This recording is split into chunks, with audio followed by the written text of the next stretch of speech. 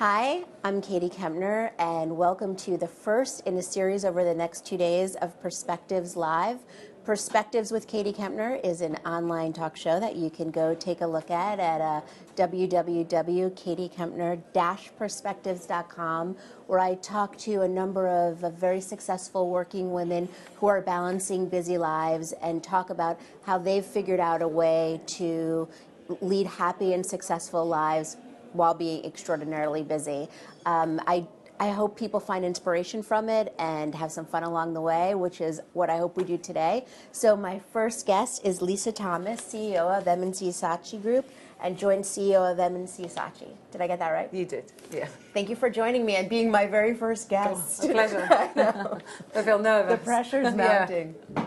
So maybe just to start off very quickly, if you could, in a capsule, sort of say what you do exactly. Okay. So my job is to run M&C Saatchi here in the UK, and we have 12 different businesses ranging from advertising, PR, social media, digital, CRM, direct marketing, and I run those businesses here in the UK with lots of other very brilliant people who help me do it. And so what sort of, in a nutshell again, because we're like on a schedule here, can you tell me just a little bit about, as a woman or just as a person, what the trajectory of your career was a little bit? Well, after university I went into industry, realised that as a woman probably wasn't going to get that far that fast, and got offered an opportunity to join a direct marketing agency, which I took, absolutely loved, and then moved to a different direct marketing agency. I started at Wonderman, moved to a smaller creative boutique agency called Craig Jones, where we did fantastic, successful creative work. And then I got the opportunity to start my own business with M&C Saatchi, started a CRM agency called Leader. Mm. I ran that for 10 years and then was promoted to Group CEO 3 years ago.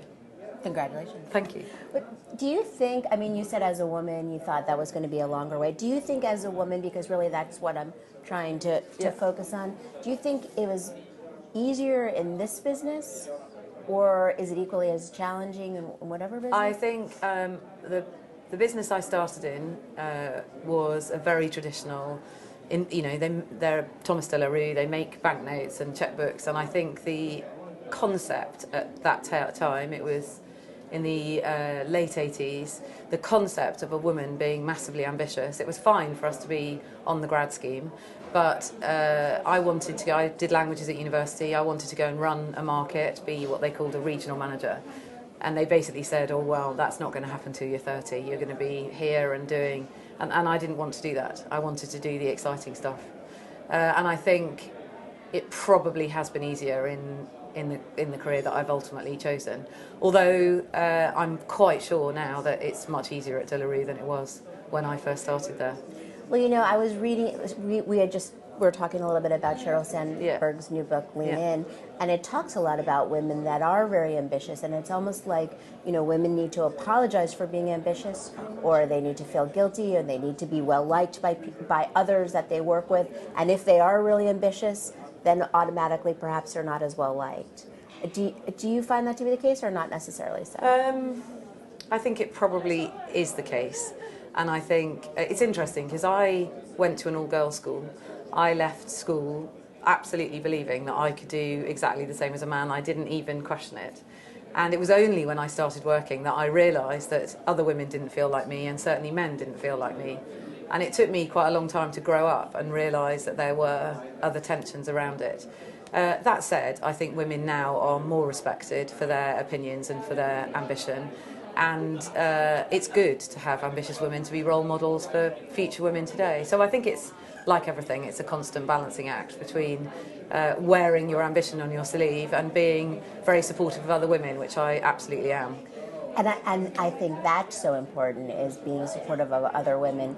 And balancing, I was going to actually call this balancing act, but nobody liked that name. I love that name. And it's funny because sometimes when I interview people, they say, oh, balance, like I'm not looking for balance, that I don't like that. That's just something else I have to put on my list. But for me, you can call it whatever you want, but the whole idea of figuring out a balance is really what it's about. How do you be a very successful woman and have a rewarding career, and at the same time have have an interesting and productive and happy home life too.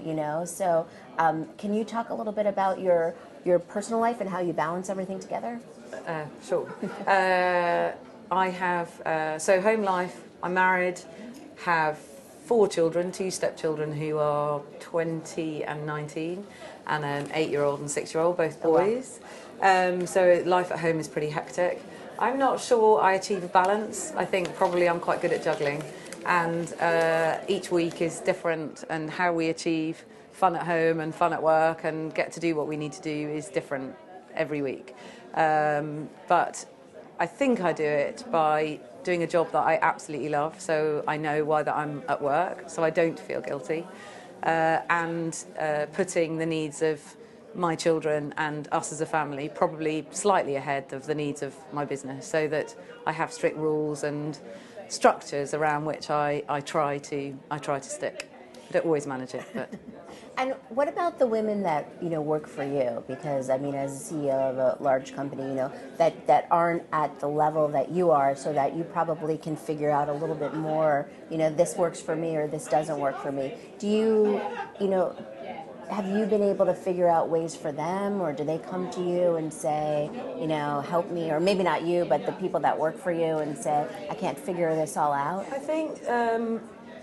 I think women often are a bit scared to look for help in that environment of how they're managing the juggling act. They're very happy to ask for help as to how to manage a situation at work. I think the juggling thing is still people feel that they've got to deal with personally, but we do talk about it, and I think we've got quite a few senior women in our company now, and I think seeing them juggle is a good way for people to start to learn how to apply it to their lives, and knowing that they can leave at 6 o'clock, put their children to bed, get back on their laptop in the evening is acceptable, or there are upsides to the remote way of working. The upside is flexibility, the downside, you're always working.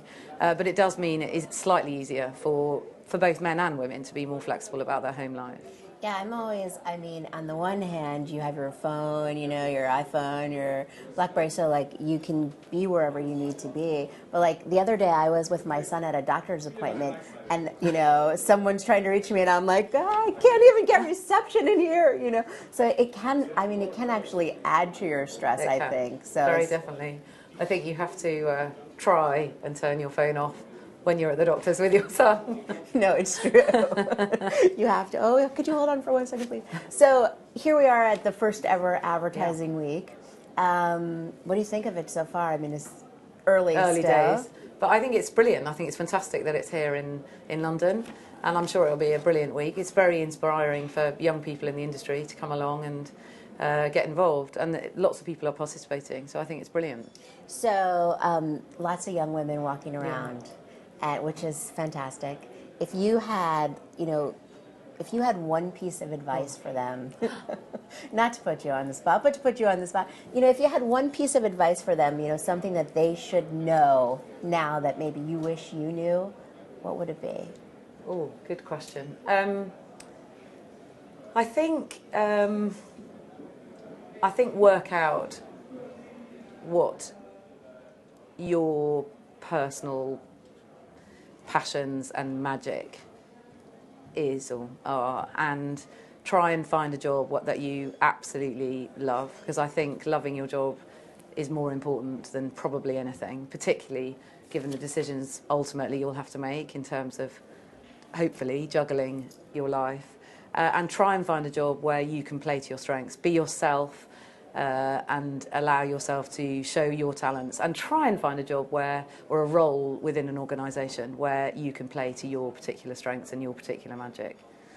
Because I think, perhaps try and celebrate your differences and play to those strengths and differences, and then build, teams around you that complement those skills and strengths. Don't try and do everything. Make some choices. That's excellent advice. Well, thank you very much for stopping by and being my first guest. My pleasure. Thank you. And thank you. Check back in a little while for many more.